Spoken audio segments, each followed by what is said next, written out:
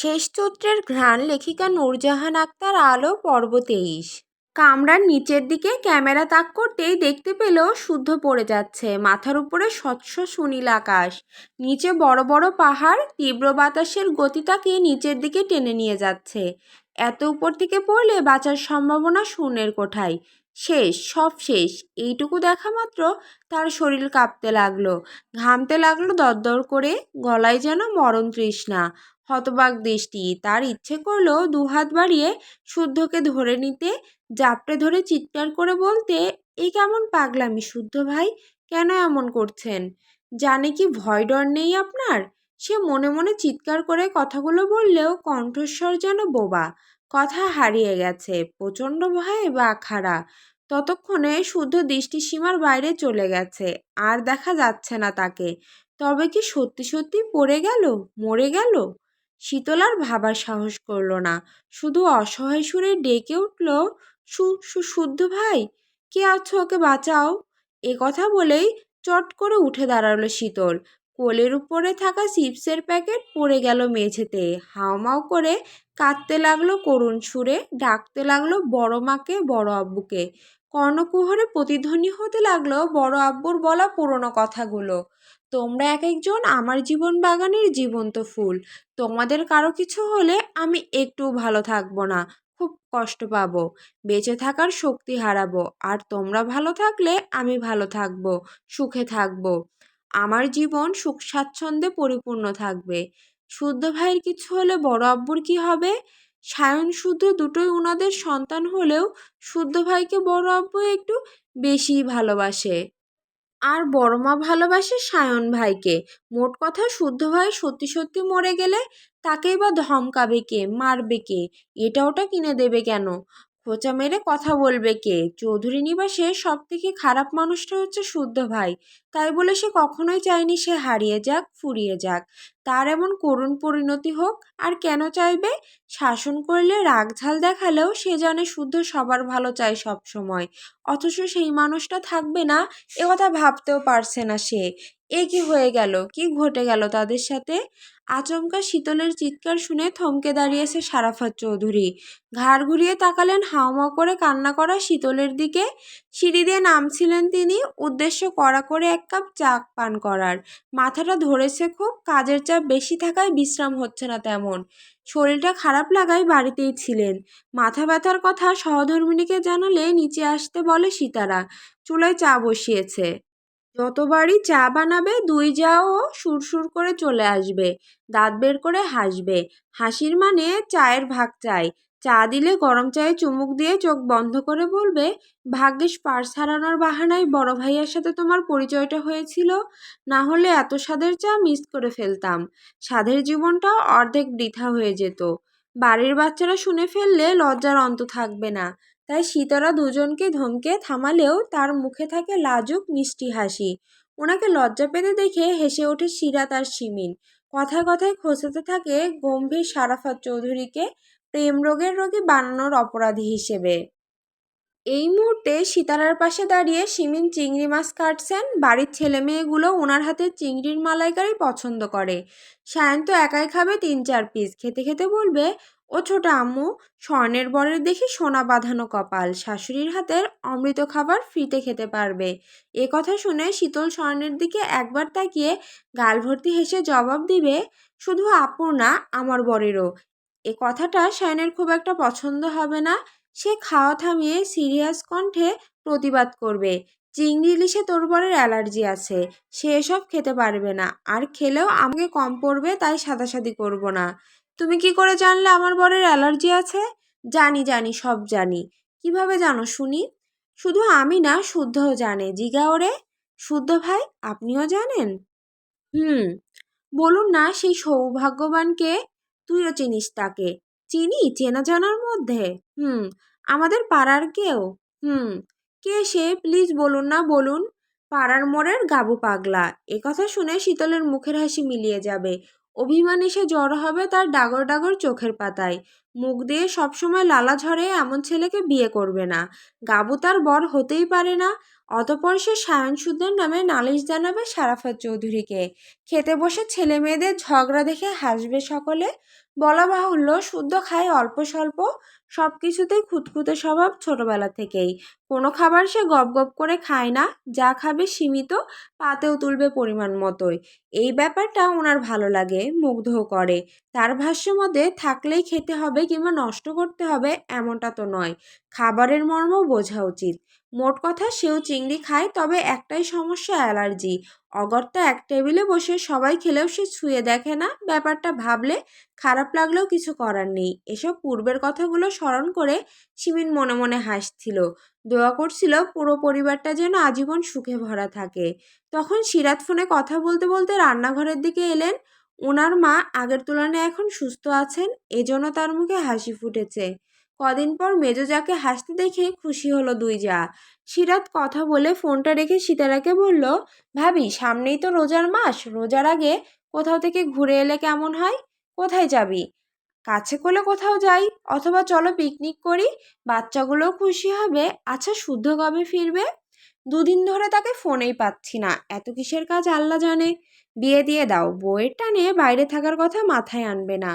রাজি হলে দিয়েই দিতাম, কিন্তু দুই বজ্জাতের এক বজ্জাত বিয়েতে রাজি না, তাদের নাকি সময় নেই। এ কথা বলতে না বলতেই শীতলের চিৎকার শোনা গেল। চুলা অফ করে কোনো মতে ছুটে গেলেন তিন যা। গিয়ে দেখেন শীতল ফোনের দিকে তাকিয়ে হাউমাউ করে কাঁপছে থরথর করে। শুদ্ধ ভাই শুদ্ধ করে ডেকে চোখ বড় বড় করে তাকিয়ে আছে ফোনের দিকে। ততক্ষণে তার চিৎকার শুনে বাকিরাও ছুটে এসেছে, জিজ্ঞাসা করছে কি হয়েছে, কি দেখে ভয় পেয়েছে, আর শুদ্ধর নাম ধরে চিৎকার করলো কেন, শুদ্ধ ঠিক আছে? শীতল ধপ করে বসে পড়ল, তার শরীরে শক্তি যেন কেউ শুষে নিয়েছে। তবুও ঢোক গেলে ছলছল চোখে বড় মার উদ্দেশ্যে বলল, শুদ্ধ ভাই জেট থেকে লাফ দিয়েছে বড় মা, নিচে অনেক বড় বড় পাহাড়। বলিস কি, তুই কি করে জানলি? ভিডিও কলে দেখলাম। কই দেখি, আমাকেও দেখা।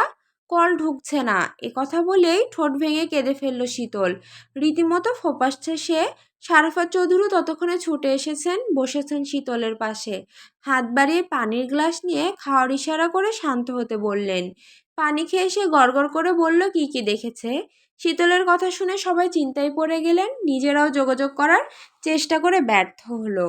শীতল তখন ফোপাতে ফোপাতে বলল, বড় আব্বু, শুদ্ধ ভাই বোধহয় রাগ করে এই সিদ্ধান্তটা নিয়েছে। তাছাড়া কেন জেট থেকে লাফ মেরে মরতে চাইবে বলো? রাগ? কিসের রাগ? ভাইয়া বিয়ে করার জন্য পাগল হয়ে গেছে। আমাকে ফোনটা দিয়েছে বিয়ের কাজ কত দূর এগোলো জানার জন্য। দিনে দুবার আমাকে শুধায় বিয়ের কাজ কত দূর এগোলো। আসলে নিজের বিয়ের কথা মুখ ফুটে বলতে পারে না, তাই আমাকে বলে। প্লিজ বড় আব্বু, ভাইয়ার বউ দেখো। বউয়ের অভাবে ওনার মনে দুঃখ বেড়ে গেছে, সেই দুঃখে বোধহয় উনি সুইসাইড করতে চাচ্ছে। শীতলের কথা শুনে সিতারা আঁতকে উঠলেন। শীতলের থেকে ফোনটা নিয়ে নিজেই কল দিলেন শুদ্ধর নাম্বারে। না, পেলেন না। সিতারার চিন্তায়িত মুখ দেখে শীতল পুনরায় বলল, বড় মা, শুদ্ধ ভাইকে বিয়ে দিচ্ছ না বলেই সে এমন কাণ্ড ঘটিয়েছে। তোমরা আমার কথা শোনো, আমি এক ফোঁটাও মিথ্যে কথা বলছি না। তুই বলিস সে বিয়ের জন্য পাগল, অথচ আমি জিজ্ঞাসা করলে তেলে বেগুনে জ্বলে ওঠে। লজ্জা পাই। এমনকি আমাকে কি বলেছে জানো? বলেছে জোর করে বিয়ে করিয়ে দিতে, নয়তো অঘটন ঘটিয়ে ফেলবে। কতবার যে বললাম মেয়ে দেখে বিয়ে করিয়ে দাও, কেউ শুনলে না। বিয়ের শোকে ভাইয়া পৃথিবীকে বাই বাই করে দিল বোধহয়। এ কথা শীতল ফুপিয়ে ফুপিয়ে কাঁদতে লাগলো। এইটুকু সময়ে চোখ মুখ লাল করে ফেলেছে, হেসকি উঠছে। এবার সারাফাত চৌধুরী শীতলের মাথায় হাত রেখে বললেন, কিছু হবে না মা, ভয় পেও না। শুদ্ধ এর আগেও স্কাই ড্রাইভিং করেছে। বড় আব্বু, নিচে বড় বড় পাহাড় ছিল, শুদ্ধ ভাই পড়ে যাচ্ছিল। পড়তো না, ওর পিঠে ব্যাগ দেখে ছড়াতে প্যারাশুট আছে, সময় মতো ব্যাগের চেন খুলে দিলেই আর পড়বে না, বাতাসে ভাসতে থাকবে। এ কথা শুনে শীতল বিস্ময় নিয়ে তাকিয়ে রইল। রিস্ক নিয়ে এসব করার কি দরকার? সে চোখ মুছল। এই সামান্য ব্যাপার না বুঝে বোকার মতো কেঁদে ফেলল। সিসি, তখন তার মাথায় খেলে গেল একটা মেয়েকেও লাফ মারতে দেখেছে। এদের কত সাহস! অথচ উঁচু ভবনকে থেকে নিচে তাকালেই তার বুকের ভেতর ধড়ফড় করে, দম আটকে আসে। তার কান্না থেমেছে দেখে আর দাঁড়ালো না সে। নিজের রুমে গিয়ে দরজা আটকে শুদ্ধকে মেসেজ করলো, মেয়েদের সাথে ওড়াউড়ি হয়ে গেলে কল দিবেন, জরুরি কথা আছে। মেসেজটি সেন্ড করে তার মাথায় ক্লিক করলো। বড় আব্বু বোধহয় তাকে শান্ত করতে কথা বলল, নাকি ঘটনা সত্যি। যখন চিৎকার করলো সবাই ছুটে এসেছিল, চিন্তায় ভাসছিল সবার চোখে মুখে।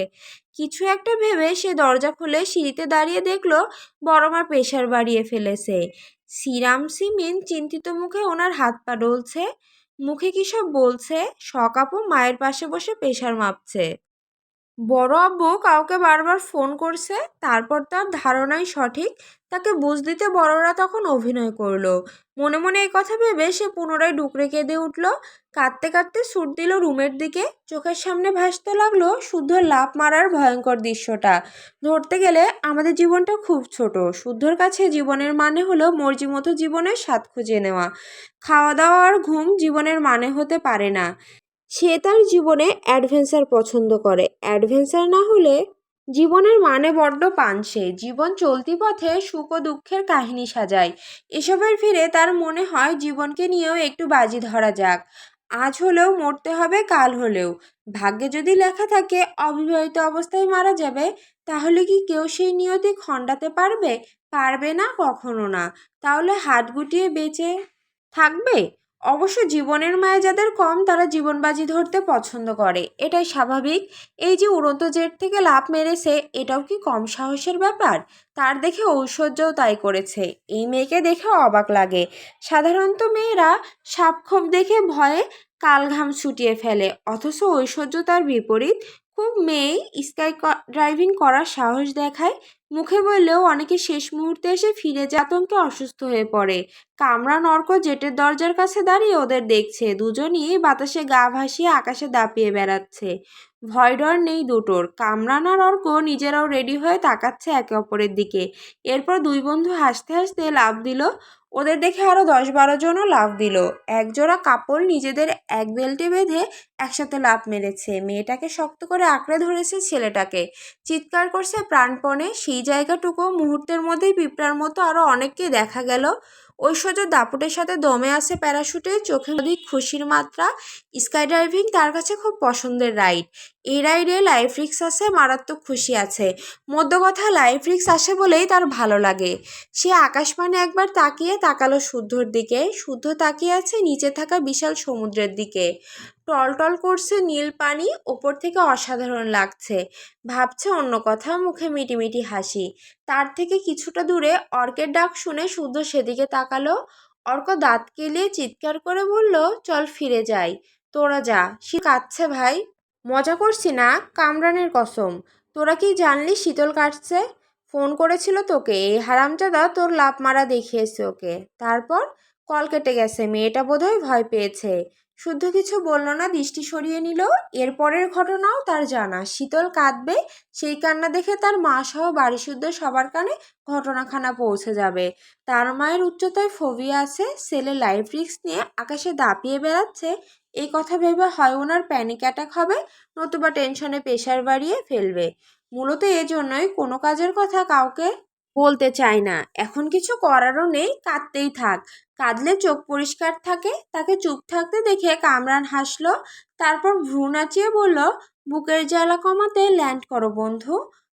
করতেই তো হবে, না করলে তোর একটা ব্যবস্থা। কি করে করব? কিসের ব্যবস্থা বন্ধু? এখানে থাকার ব্যবস্থা। কামরানের হাসিটা মিলিয়ে গেল, চোখ মুখ শুকিয়ে গেল। শুদ্ধর শীতল কণ্ঠে থ্রেট মানে কপালে দুঃখ আছে। দেশে ফিরে বিয়ের পিঁড়িতে বসার কথা। না না, যেভাবেই হোক শুদ্ধকে মানাতেই হবে। বোঝাতেই হবে খুব অনুতপ্ত সে। এই পাপ আর জীবনেও করবে না। কিন্তু সেটা আর সম্ভবও হলো না। তার আগেই শুদ্ধ পাশ কাটিয়ে চলে গেল। এর পরপরই সংকেত পেল দ্রুত জেট ওঠার। সবাই একে একে এলে এবার জেট ছুটল ল্যান্ড করার উদ্দেশ্যে। প্রায় 3 ঘন্টার পর জেট ল্যান্ড করলো। শুদ্ধ দ্রুত পায়ে ছুটল রুমের দিকে। যেতে যেতেই কল করলো সিতারার নাম্বারে। ছেলেকে সুস্থ দেখে সিতারা যেন হাঁফ ছেড়ে বাঁচল। বকলো এমন কাজ না করার জন্য। শুদ্ধ হাসলো। তবে আশেপাশে শীতলকে না দেখে বুঝলো সে কাঁদতে ব্যস্ত। কাঁদুক, আর একটু কাঁদুক। কাঁদলে মন পরিষ্কার থাকে। মোট কথা, কেউ যখন কারোর জন্য ব্যাকুল হয়ে কাঁদে তখন দেখতে ভালোই লাগে। তার তো লাগে মহারানী। আর ঘন্টাখানিক কাঁদুক, সে এখন ফ্রেশ হয়ে খেয়ে তারপর না হয় কল ব্যাক করবে। এই নিয়ে 11 বার কল দিয়ে ভ্রুজোড়া কুঁচকে নিল আহনাফ। আজ সকাল থেকে শখে কলে পাচ্ছে না সে। গেল কই মেয়েটা? সকাল থেকে মিষ্টি কণ্ঠ তো শুনতে পায়নি। বুকের ভেতর খা খা করছে, অসহ্য লাগছে। সকালের শুরুটা এত জঘন্য কাটলো, দিনটা কি হবে কে জানে। দিনগুলো বড্ড বেশি বেইমানি শুরু করেছে, কাটতেই চায় না। কবে বছর কাটবে, কবে শখকে বউ করে ঘরে তুলবে, ডোরে জাপটে ধরে বুকের জ্বালা কমাবে, এসব কবে হবে, কবে কবে কবে। সে দেশ ছেড়েছে, কয়েক সপ্তাহ হয়েছে। শখ এয়ারপোর্টে এসেছিল তার সাথে দেখা করতে, যদিও এতটা কল্পনা করেনি, কিন্তু শখের এই ছোট্ট কাজে ভীষণ খুশি হয়েছিল। বড়রা না থাকলে জোর করে হলেও একটু জড়িয়ে ধরতো, কিন্তু সায়ন থাকায় সেই সাহস করেনি। অপেক্ষার ফল সুমিষ্ট হয়, সেই সুমিষ্ট ফল পেতে অপেক্ষা করতে হবে। এসব ভেবে সে রান্না শেষ করে ফ্রেশ হতে গেল। একটু পরে অফিস যেতে হবে, এদেশে নিজের কাজ নিজে করতে হয়, তাই সব কাজ তারই করা লাগে। যদিও কাজ করতে মন্দ লাগে না, তবে কাজের ফাঁকে গল্প করার একটা মানুষ থাকতো বেশ হতো। সেই যদি শখ হতো তাহলে তো কথাই নেই। আহনাফ ফ্রেশ হয়ে মাথা মুছতে মুছতে ফোন হাতে নিতেই দেখে শখের মেসেজ এসেছে। ল্যাবে আছি, স্যার আসে, চিন্তা করবেন না, আমি ঠিক আছি। এই ছোট্ট একটা মেসেজে তার বুকে শীতলতা নামলো, কিছুটা চিন্তামুক্ত হলো।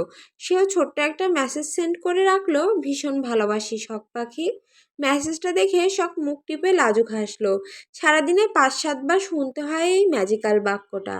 শোনার অপেক্ষাই করে সে, কারণ আহনাপের কণ্ঠে আদুরে স্বরে বলা প্রত্যেকটা বাক্য শুনলে তার মন ভরে যায়। একদল খুশি বাকপাজরা ডানা ঝাপটাতে থাকে, প্রেম প্রেম তলবিহীন ছন্দের সুখরা গুনগুনিয়ে গাইতে থাকে, নাচতে থাকে তাদের আপন সুরে আপন তালে। দুদিন ধরে পার্টি অফিসে ঝামেলা চলছে। ঝামেলার সূত্রপাত অঙ্কনের হদিস পাওয়া নিয়ে।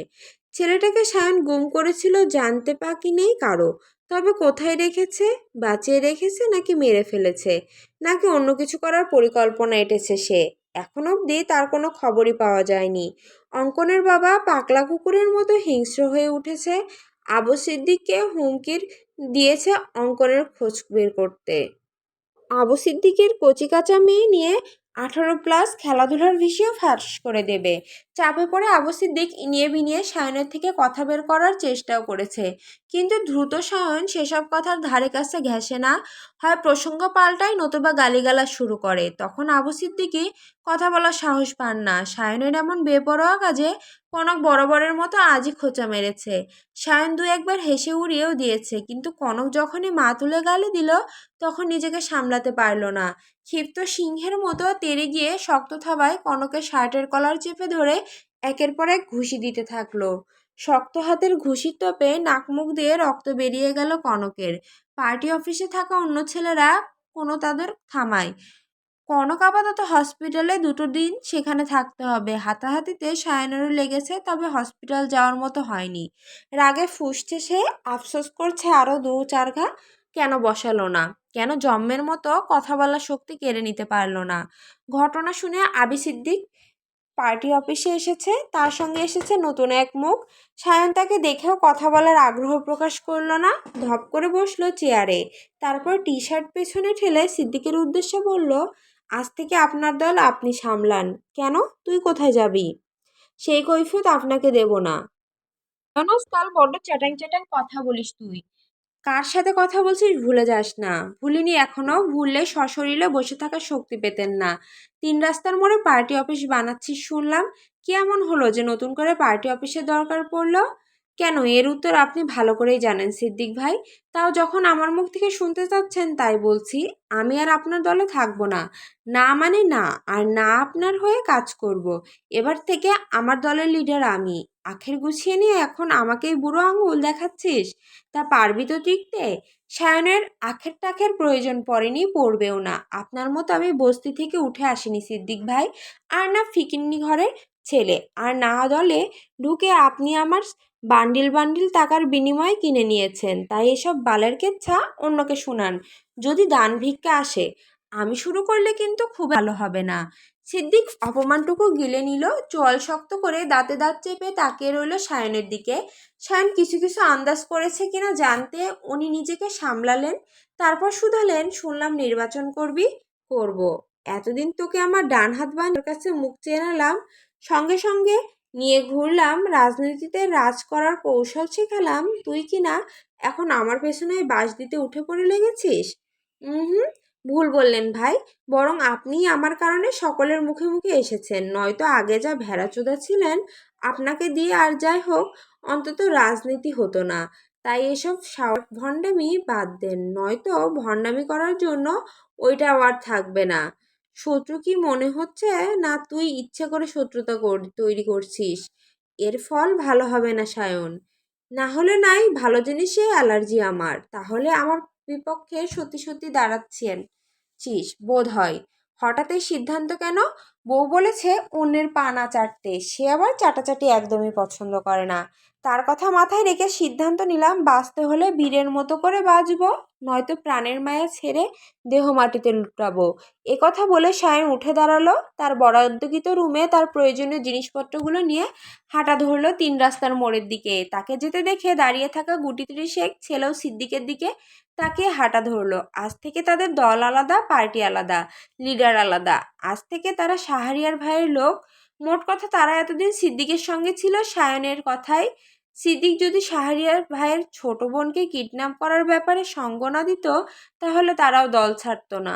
আর না এতদিনের গড়া অবস্থান শাহরিয়ার ভাই এভাবে পায়ের তলায় পিষে চলে যেত।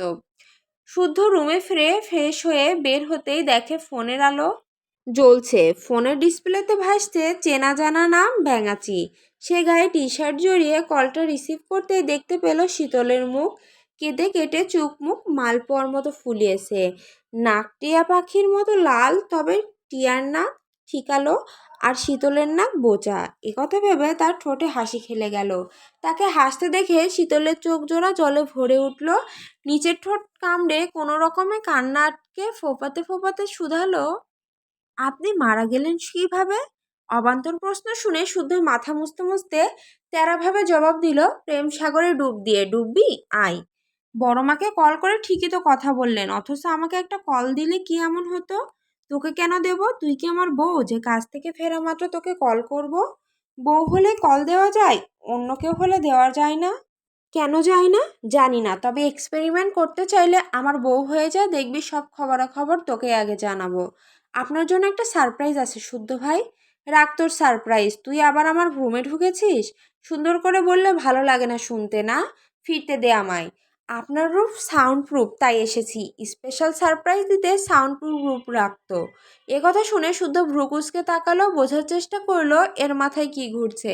তার কুচকানো ভ্রু দেখে শীতল হাসলো, তারপর ব্যাক ক্যামেরা অন করে মেঝেতে পড়ে থাকা কাচের ভাঙা পারফিউমের বোতলগুলো দেখিয়ে বলল, আপনার জন্য কেঁদেছি আমি, চিন্তা করেছি, রুমে ফিরেও কত কল দিয়েছি, অথচ আপনি ইচ্ছে করে আমার কল ধরেননি।